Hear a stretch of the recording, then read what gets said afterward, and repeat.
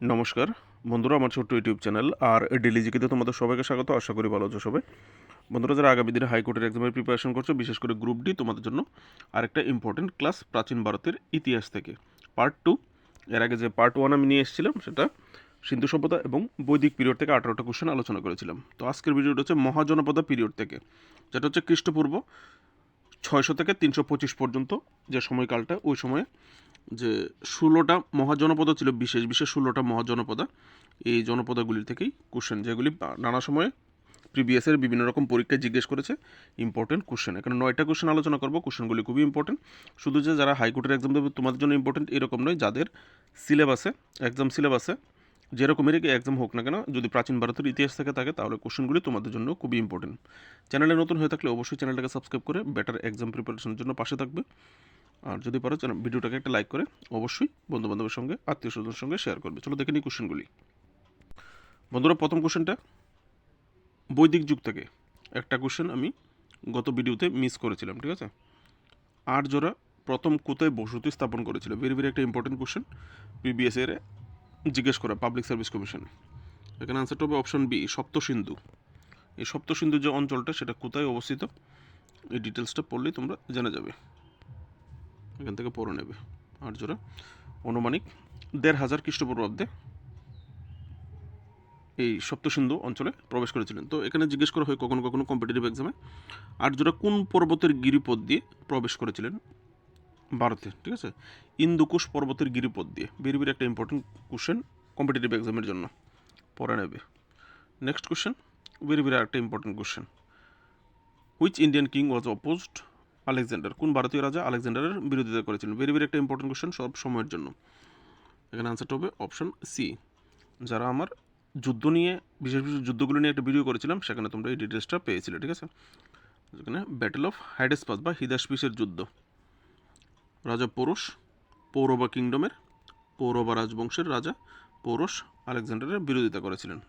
কোন যুদ্ধে? যুদ্ধটা ছিল ব্যাটেল অফ হাইডেসপাস বা হিদাসপিস বাংলায় হলে, ঠিক আছে। ব্যাটেল অফ হিদাসপিস মনে রাখবে কিন্তু, ভেরি ভেরি একটা important question. Next question, Alexander যখন ভারত আক্রমণ করেন তখন কোন রাজবংশ মগধের শাসক ছিলেন? ঠিক আছে, মগধের শাসক ছিলেন কোন রাজবংশ মগধ শাসন করছিলেন? মগধ 16টা মহাজনপদ ছিল মহাজনপদ পিরিয়ডে। 16টা মহাজনপদের মধ্যে এই মগধ যে মহাজনপদ ছিল, মগধ যারা আজকালকে বর্তমান সময়ের বিহারের যে অঞ্চলটা আছে, ঠিক আছে, এই মগধ ছিল সবচেয়ে শক্তিশালী জনপদ 16টার মধ্যে, যেখানে মগধ নিয়ে এমসিকিউ বেশি হয়। তো এখানে আনসারটা হবে, ওই সময় যে রাজবংশ ছিল সেটা ছিল নন্দ ডাইনেস্টি বা নন্দাস, ঠিক আছে, নন্দ ডাইনেস্টি বা নন্দ রাজবংশ ওই সময় শাসন করছিলেন, ঠিক আছে, আলেকজান্ডার যখন আক্রমণ করেছিলেন। আর ওই সময় যদি আলেকজান্ডার যখন মগধ আক্রমণ করেছিলেন বা ভারত আক্রমণ করেছিলেন, ওই সময় রাজা কে ছিলেন, মগধের রাজা কে ছিলেন জিজ্ঞেস করলে মহারাজা রাজা ধননন্দ, ঠিক আছে, ধননন্দ ছিলেন নন্দ ডাইনেস্টির রাজা।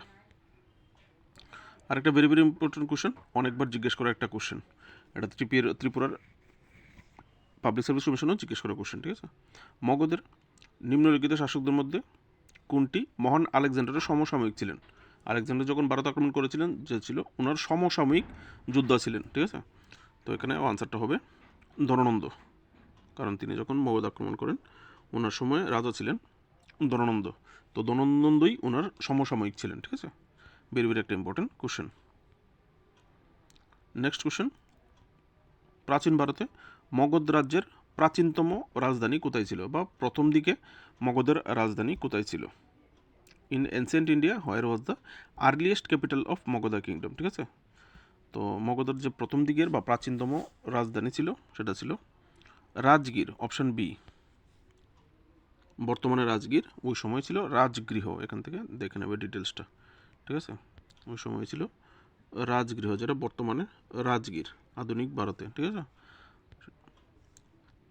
তার পরবর্তীতে এটাকে পাটলিপুত্রে রাজধানী স্থানান্তর করা হয়, ঠিক আছে। আর এই রাজগৃহ বা রাজগীরে কে রাজধানী স্থানান্তর করতে জিজ্ঞেস করলে বিম্বিসার রাজগৃহকে রাজধানী করেছিল। নেক্সট কোশ্চেন, কোন শাসক পাটলিপুত্রকে প্রথমবারের মতো রাজধানী হিসেবে বেছে নিয়েছিল? তো এবার রাজগীর থেকে পরে সরে গিয়ে রাজধানী স্থানান্তরিত করা হয় পাটলিপুত্রে, ঠিক আছে। তো পাটলিপুত্রে কোন শাসক নিয়েছিলেন? এখানে আনসারটা হবে অপশান ডি, উদয়ন। উদয়ন অজাতশত্রুর ছেলে, ঠিক আছে। অজাতশত্রু যারা ইতিহাস পড়েছ তিনি এখান থেকে পড়ে নেবে। পাটলিপুত্রকে মগধের রাজধানী হিসেবে বেছে নেন হরিয়াঙ্ক রাজবংশের, তিনি ছিলেন হরিয়াঙ্ক রাজবংশের রাজা উদয়ন বা Udayabhadra. Next question, very very একটা ইম্পর্টেন্ট কোশ্চেন, সবসময়ের জন্য ইম্পর্টেন্ট, প্রায়ই জিজ্ঞেস করে কোশ্চেন। নন্দ রাজবংশের প্রতিষ্ঠাতা কে ছিলেন বা নন্দ বংশের প্রতিষ্ঠাতা কে ছিলেন? Who was the founder of Nanda dynasty? এখানে আনসারটা হবে Mahapadma Nanda, option C. Very very important question, Mahapadma Nanda, ঠিক আছে। নেক্সট কোশ্চেন, প্রাচীন তক্ষশিলা শহরটি কোথায় অবস্থিত? Where is the ancient city of Taxila located? Very very একটা ইম্পর্টেন্ট কোশ্চেন পেপারে জিজ্ঞেস করার মতো, ঠিক আছে। তক্ষশিলা লোকেটেড, এখানে আনসারটা হবে অপশন বি, পাকিস্তানে অবস্থিত, ঠিক আছে। তক্ষশিলা বর্তমানে পাকিস্তানের এক্সাক্ট লোকেশন, পাকিস্তানের যে বর্তমানে তক্ষশিলা প্রভিন্স আছে, পাঞ্জাব প্রভিন্সে তক্ষশিলা প্রভিন্স, সেখানে তক্ষশিলা অবস্থিত, ঠিক আছে। আর এই বিষয়টা দিয়েও কোশ্চেন করা হয়, কোন দুটি নদীর মাঝখানে তক্ষশিলা অবস্থিত? ইন্ডাস এবং ঝিলাম নদীর মাঝখানে, ঠিক আছে। Geographical indication. নেক্সট কোশ্চেন, খ্রিস্টপূর্ব 6ষ্ঠ শতাব্দীতে যীশুখ্রিস্টের জন্মের 600 বছর আগে বিশ্বের প্রথম প্রজাতন্ত্রের আসন কোথায় ছিল? বিশ্বের প্রথম প্রজাতন্ত্র, ঠিক আছে। এই কারণে কোশ্চেনটা খুবই ইম্পর্টেন্ট কম্পিটিটিভ এক্সামের জন্য। এই যে প্রজাতন্ত্র গণতন্ত্র আমরা দেখি, এই প্রজাতন্ত্র বিশ্বের প্রথম প্রজাতন্ত্র, ভেরি ভেরি একটা ইম্পর্টেন্ট। বিশ্বের প্রথম প্রজাতন্ত্র যে আসনটা ছিল সেটা ছিল অপশন এ, বৈশালী। বৈশালী নামক যে শহরটা ছিল, তাকে দেখে নেব ডিটেলসটা, একটু জুম করে নিতে হবে, ঠিক আছে। খ্রিস্টপূর্ব শতাব্দী বিশ্বের প্রথম প্রজাতন্ত্রের আসন ছিল বৈশালী, যা প্রাচীন ভারতের ভজ্জি মহাজনপদ, যে 16টা জনপদ ছিল, 16টা জনপদের মধ্যে একটা ছিল ভজ্জি জনপদ, ঠিক আছে। এই ভজ্জি মহাজনপদের রাজধানী ছিল বৈশালী, ঠিক আছে। তো এই বৈশালী ছিল বিশ্বের প্রথম প্রজাতন্ত্র সিট, ঠিক আছে, যেটা বর্তমান বিহারে অবস্থিত, বিহার রাজ্যে অবস্থিত, ঠিক আছে। আর সেটা কাদের দ্বারা হয়েছিল, কোন ডাইনেস্টি করেছিল এই প্রজাতন্ত্র স্থাপন করেছিল জিজ্ঞেস করলে? লিচ্ছাবি ডাইনেস্টি বা লিচ্ছাবি রাজবংশ যারা আছে, লিচ্ছাবিদের দ্বারা এটা স্থাপন করেছিল। এখানে প্রথম তাদের দ্বারা প্রতিষ্ঠিত ছিল এবং এটি ছিল বিশ্বের প্রথম নির্বাচিত সরকার ব্যবস্থার কেন্দ্র। প্রথম নির্বাচিত সরকার হয়েছিল বিশ্বের, খুবই ইম্পর্টেন্ট, নলেজেবল, ঠিক আছে, মনে রাখার মতো একটা বিষয়। তো এই ছিল আজকের কোশ্চেনগুলি। ভিডিও ভালো লাগলে অবশ্যই লাইক করবে। এই ধরনের আরও কোশ্চেনের জন্য অবশ্যই চ্যানেলটাকে সাবস্ক্রাইব করার পাশে থাকবে। আগামী যে ভিডিওগুলি হবে প্রাচীন ভারতে, সেটা হবে ভক্তি মুভমেন্ট থেকে, রিলিজিয়াস মুভমেন্ট, ঠিক আছে, ভক্তি আন্দোলন থেকে কোশ্চেন হবে, অনেকগুলি কোশ্চেন হবে। তো বেছে বেছে দেবো, যেগুলি তোমাদের ইম্পর্টেন্ট সেগুলি দেবো।